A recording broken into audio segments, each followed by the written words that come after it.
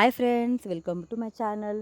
ಇವತ್ತು ಮನೆಯಲ್ಲೇ ಸಾಂಬಾರು ಪುಡಿ ಹೇಗೆ ಮಾಡೋದು ಅಂತ ನೋಡೋಣ. ಅದಕ್ಕೂ ಮುಂಚೆ ನೀವು ನಮ್ಮ ಚಾನಲ್ನ ಫಸ್ಟ್ ಟೈಮ್ ನೋಡ್ತಿದ್ರೆ ಮರಿದೇ ನಮ್ಮ ಚಾನಲ್ನ ಸಬ್ಸ್ಕ್ರೈಬ್ ಮಾಡಿ, ಹಾಗೆ ಪಕ್ಕದಲ್ಲಿರೋ ಬೆಲ್ ಬಟನ್ನ ಕ್ಲಿಕ್ ಮಾಡಿ. ನಾವು ಹಾಕೋ ಹೊಸ ರೆಸಿಪೀಸ್ ನಿಮಗೆ ನೋಟಿಫಿಕೇಷನ್ ಬರುತ್ತೆ.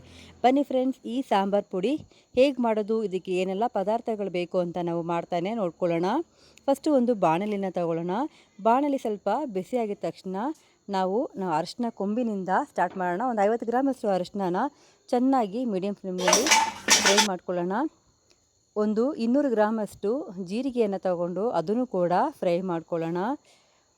ಒಂದು 50 ಗ್ರಾಮಷ್ಟು ಮೆಂತ್ಯ ಕಾಳನ್ನು ತಗೊಂಡು ಫ್ರೈ ಮಾಡ್ಕೊಳ್ಳೋಣ. ಫ್ರೈ ಮಾಡಿದ್ದೆಲ್ಲನೂ ಒಂದು ಪಾತ್ರೆಯಲ್ಲಿ ಹಾಕಿ ಫ್ರೆಂಡ್ಸ್. ಒಂದು 100 ಗ್ರಾಮಷ್ಟು ಸೋಂಪು, ಒಂದು 100 ಗ್ರಾಮಷ್ಟು ಮೆಣಸಿನ ಕಾಳನ್ನು ಫ್ರೈ ಮಾಡ್ಕೊಳ್ಳೋಣ.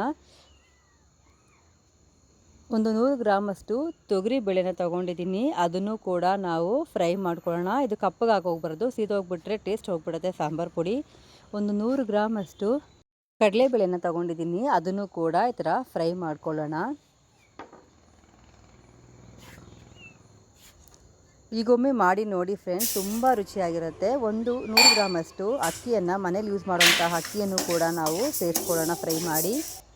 ಒಂದು 50 ಗ್ರಾಮಷ್ಟು ಸಾಸಿವೆ ಕಾಳನ್ನು ತಗೊಳ್ಳೋಣ. ನಾನೊಂದು ಕೈ ಹಿಡಿಯಷ್ಟು ಕರಿಬೇವು ಸೊಪ್ಪನ್ನು ತೊಗೊಂಡಿದ್ದೀನಿ. ನಿಮಗೆ ಟೇಸ್ಟ್ ಇಷ್ಟ ಇಲ್ಲ ಅಂದರೆ ನೀವು ಇದನ್ನು ಸ್ಕಿಪ್ ಮಾಡ್ಕೊಳ್ಬೋದು ಫ್ರೆಂಡ್ಸ್. 1 kgಯಷ್ಟು ಧನಿಯಾನ ಸ್ವಲ್ಪ ಸ್ವಲ್ಪ ಹಾಕಿ ಫ್ರೈ ಮಾಡ್ಕೊಂಡಿದ್ದೀನಿ. ಬ್ಯಾಡಗಿ ಮೆಣಸಿನ್ಕಾಯಿ ಒಂದು ಅರ್ಧ kgಯಷ್ಟು ತೊಗೊಂಡಿದ್ದೀನಿ. ಜೊತೆ ಸ್ವಲ್ಪ ಕಲ್ಲುಪ್ಪನ್ನು ಸೇರಿಸಿ ನಾವು ಫ್ರೈ ಮಾಡಿದ್ರೆ ಘಾಟು ಬರೋದಿಲ್ಲ. ಸ್ವಲ್ಪ ಕಲ್ಲುಪ್ಪನ್ನು ಸೇರಿಸಿ ಇದನ್ನು ಫ್ರೈ ಮಾಡ್ಕೊಳ್ಳೋಣ. ಮತ್ತು 1 kg ಒಣಗಿದ ಮೆಣಸಿನ್ಕಾಯಿನೂ ಸೇರಿ ಫ್ರೈ ಮಾಡಿಕೊಂಡು ನಾನೊಂದೆಲ್ಲನೂ ಒಂದು ಪಾತ್ರೆಯಲ್ಲಿ ಹಾಕ್ಕೊಂಡಿದ್ದೀನಿ. ಸ್ವಲ್ಪ ಎಲ್ಲ ತಣ್ಣಗೆ ಆರಿದ್ಮೇಲೆ ಬಕೆಟ್ನಲ್ಲಿ ಹಾಕ್ಕೊಂಡು ಇದನ್ನು ರುಬ್ಕೊಂಡು ಬರ್ತಿದ್ದೀನಿ. ರುಬ್ಕೊಂಡು ಬಂದಾಯಿತು ಫ್ರೆಂಡ್ಸ್.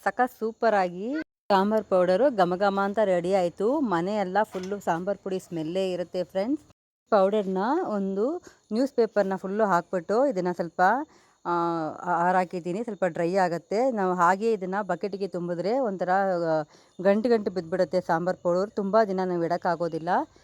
ಇದೆಲ್ಲ ಆರಿದ್ಮೇಲೆ ನಾವು ಒಂದು ಬಕೆಟ್ಗೆ ಇಟ್ಕೊಂಡು, ನಾವು ಒಂದು ದೊಡ್ಡ ಫ್ಯಾಮಿಲಿ ಅಂದರೆ ಒಂದು 6 ತಿಂಗಳವರೆಗೂ ನಿಮಗೆ ಖಂಡಿತ ಬರುತ್ತೆ ಫ್ರೆಂಡ್ಸ್.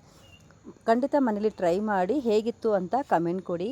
ನೀವು ಕೊಡೋ ಒಂದೊಂದು ಕಮೆಂಟು ನನಗೆ ಹೊಸ ರೆಸಿಪೀಸ್ ಪೋಸ್ಟ್ ಮಾಡೋದಕ್ಕೆ ಬೂಸ್ಟ್ ಆಗಿರುತ್ತೆ. ನಮ್ಮ ಚಾನಲ್ನ ಸಪೋರ್ಟ್ ಮಾಡಿ, ಸಬ್ಸ್ಕ್ರೈಬ್ ಮಾಡಿ, ಪಕ್ಕದಲ್ಲಿರೋ ಬೆಲ್ ಬಟನ್ನ ಕ್ಲಿಕ್ ಮಾಡಿ. ನಾವು ಹಾಕೋ ಹೊಸ ರೆಸಿಪೀಸ್ ನಿಮಗೆ ನೋಟಿಫಿಕೇಷನ್ ಬರುತ್ತೆ. Thank you for watching Malathi Lingesh channel. Thank you. Bye friend.